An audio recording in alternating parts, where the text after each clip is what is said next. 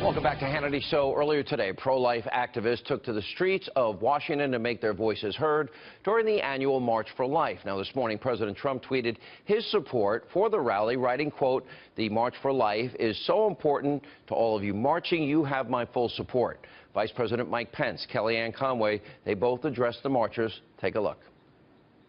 It is no coincidence that the first right cited in the Declaration of Independence is the right to life. Because of all of you and the many thousands who stand with us in marches like this all across the nation, life is winning again in America. But it is no more evident in any way than in the historic election of a president who stands for a stronger America, a more prosperous America, and a president who I proudly say stands for the right to life, President Donald Trump. All right, here with reaction, the founder and president of Live Action, Lila Rose, Fox News contributor, Father Jonathan Morris. Lila was on my radio show today earlier, Father, and Lila, so we had this woman that you were debating, and I got her to admit, she says the government should have no right to tell a woman at any time what she can and cannot do with her body. And then I said, well, what if we're 1 week away and you have a fully formed baby that could live on its own outside of the womb, and she still stood by her position? In that case, it's infanticide and murder. Why do you think there's like this heartlessness, this lack of compassion? If maybe you think in the first trimester, I understand the thought process, but 9 months? What was your reaction to that? I think it's clear the heartlessness of the abortion argument. Basically, they try to make an arbitrary line of when life shouldn't be protected, and that's where it leads you. It leads you to infanticide, because you can't put an arbitrary price or a line on when people should be protected and when they shouldn't, when preborn children are humans and when they're not. The reality is science tells us they're human from the moment of conception. The full DNA is there, and they just need time and nourishment to grow, and we and our laws should acknowledge that, respect that, and celebrate that, and support women who are in difficult situations and promote and foster life instead of claiming that abortion is somehow empowering women, which is what is so really disgusting, Sean, about what the groups like Planned Parenthood and NARAL have done in our country, hijacking the feminist movement with the abortion rights movement, which is just really a sham and against women and children. Father Morris, this is the first time either a sitting president or vice president, in this case Vice President Pence, actually went and spoke to the March for Life. Oh, what did that mean? How refreshing. And what it means to me, and Lila made mention of this, is that in the past it's been that, oh, religion and science were somehow in conflict.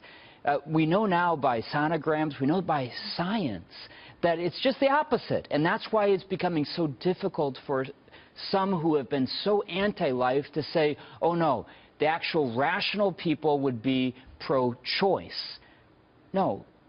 Reason, in this case, stands with a defense of life. And I think the Vice President, the President, in this case, Kellyanne Conway, have been a refreshing voice to say, no, you know what, we're not necessarily just Republican.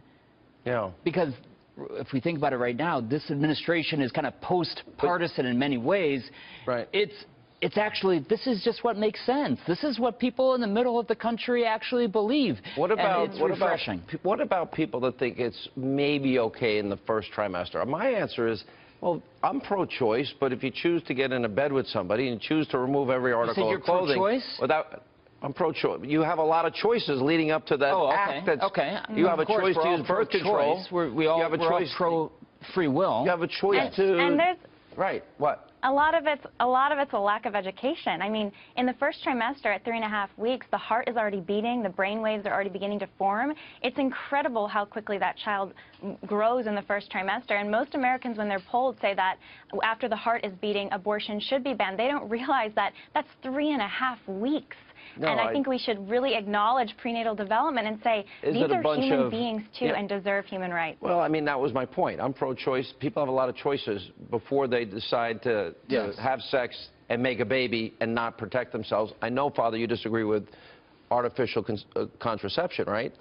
The main point is recognition of what is sex, and the question to you ask, what is sex all about? And if you're not open to life, well, then there's all sorts of issues that come after that. And I think in our country, we recognize that life is such a beautiful thing that nobody should be against it. In other words, there should be a value placed on that which is growing inside of a woman, and then it becomes, do we as a society protect that which is growing life? Absolutely. And I love the fact that an administration like the Trump administration, and we have to hold them to account on a lot of other issues of life, not just a question of abortion, but that he's saying, I'm not necessarily just traditional Republican, but hey, listen, this is obvious. I got a break here. I want to thank you both. Appreciate it. That was pretty crazy today, Lila. I couldn't believe that. Good job. Thank you.